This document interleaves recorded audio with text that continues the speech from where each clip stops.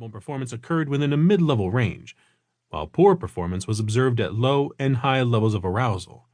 This relationship was known as the Yerkes-Dodson law. Metaphorically, arousal represented the energy of the human nervous system. Arousal was easily understood, since when it was reflected behaviorally, it could be quantified as greater activity, and when reflected autonomically, it could be observed as increases in sweating and heart rate. Early psychophysiology research assumed that peripheral autonomic measures provided sensitive indicators of arousal. This view is based on a rudimentary understanding of the autonomic nervous system, in which the changes in electrodermal activity, for example, sweating, and heart rate were assumed to be accurate indicators of sympathetic activity. As the activation arousal theory developed, a continuity between peripheral autonomic responses and central mechanisms was assumed, and sympathetic activity was assumed to parallel activation of the brain. According to this assumption, organs influenced by sympathetic efferent fibers, such as the sweat glands, blood vessels, or the heart, were potential indicators of limbic or cortical activity. Although the specific pathways relating these various levels were never outlined, and are still sketchy, electrodermal, for example GSR, and heart rate became the primary focus of research during the early history of the Society for Psychophysiological Research. This was due to the presumed sympathetic innervation and, in part, to their measurement availability. By default, this emphasis created a research environment that neglected several important factors. A.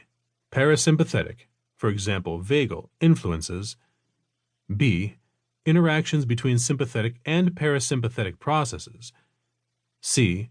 Peripheral autonomic afferents. D. Central regulatory structures. E. The adaptive and dynamic nature of the autonomic nervous system. And F. Phylogenetic and ontogenetic differences in structural organization and function. Polyvagal theory proposed a more complex nonlinear model of autonomic regulation that focused on identifiable and potentially measurable neural pathways that contribute to autonomic regulation through a definable feedback system that could promote homeostatic function. The theory required a conceptualization of autonomic regulation that was challenging to psychophysiologists. At the time, psychophysiology emphasized a top-down representation of central nervous system function in measurable peripheral physiology, for example, autonomic response patterns. Thus, many psychophysiologists hypothesized that systematic quantification of peripheral autonomic responses would provide reliable information linked to brain function and mental processes. Prior to the polyvagal theory, my research was consistent with this top-down perspective. For example, I wrote an article titled Heart Rate Patterns in Neonates, a Potential Diagnostic Window to the Brain. By 1994, when the polyvagal theory was introduced, my views about neuroregulation of the autonomic nervous system had changed. At that time, I was working on what I called the vagal paradox. The neural pathways underlying the plausible solution to the paradox became the polyvagal theory. In contrast to the prevalent working models of my colleagues, polyvagal theory emphasized bidirectional communication between the brain and the visceral organs represented in the autonomic nervous system. Acknowledging the theory confronted scientists with the plausible possibility that peripheral visceral organs could influence brain processes, including the cognitive and emotional processes assumed to originate in the brain. Polyvagal theory did not fit well within the constraints of arousal theory, although polyvagal theory could provide a neural explanation of arousal theory.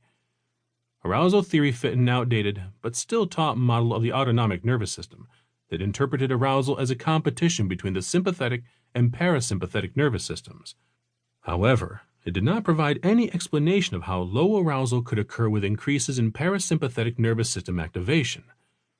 Polyvagal theory required a different quantification strategy and a new family of metrics. For example, respiratory sinus arrhythmia as an index of vagal regulation of the heart was needed to be developed to accurately monitor the dynamic regulation of the autonomic nervous system.